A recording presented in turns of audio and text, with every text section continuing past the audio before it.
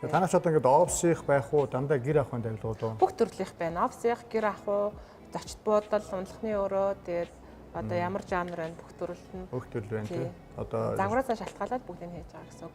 А ганцхан маад классикл байдаггүй. Зөвхөн ер нь яг Европ стандартан дээр модерн тал руугаа.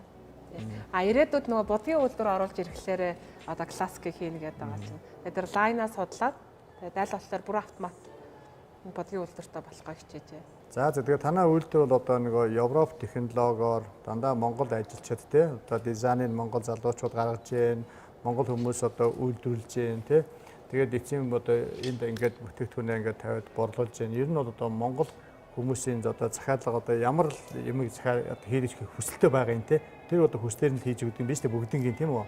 Тий, хамгийн сүүлийн тэр хүний сэтгэл ханамжийг л бид нэр үйлдвэрлээд байгаа. Үйлдвэрлээд байгаа тий хамгийн сүүлийн тий. Тий.